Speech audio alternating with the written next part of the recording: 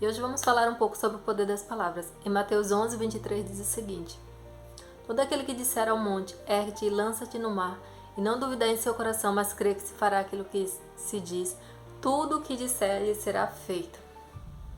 Essas são as palavras de Jesus. E esse versículo está falando de um monte, mas não significa um monte verdadeiramente físico, uma barreira física.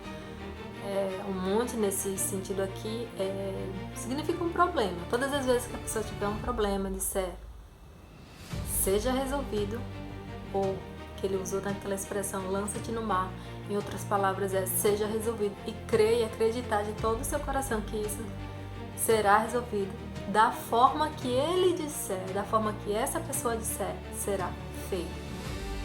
Então, esse versículo traz muita consciência da questão do poder das palavras, porque ninguém tem o poder de convencer a si mesmo mais do que você. Todas as vezes que você diz que consegue fazer algo, que vai fazer, o que quer que seja, você se convence primeiro. E é normal quando as pessoas vão fazer alguma coisa, elas dizem, eu vou fazer tal coisa.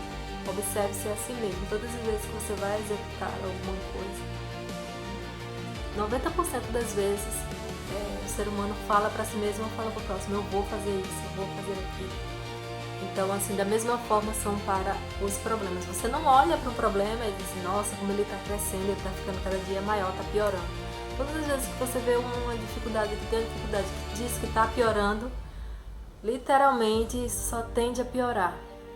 Mas quando você começa a declarar que seja resolvido, que encontrou a solução, não sei como seu espírito encontra formas de resolver este determinado problema.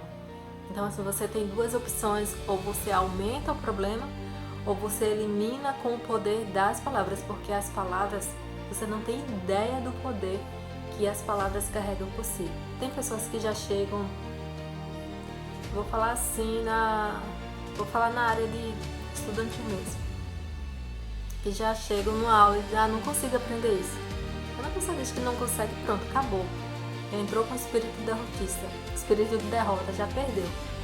Agora isso não é só para uma aula, não é só para os estudos não, tá? Isso é para a vida, isso é para uma cura, isso é para uma resolução do problema financeiro, isso é para a barreira que se apresentar para o ser humano. Se ele disser que não consegue, não vai conseguir. Não vai, porque as palavras, elas criam.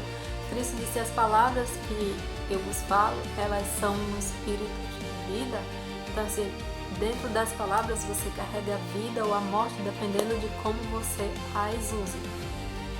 E por hoje é só isso, é um vídeo rápido, mas que espero que ajude a muitas pessoas a ser um pouco mais consciente das palavras que falam consigo mesmo ou com os outros.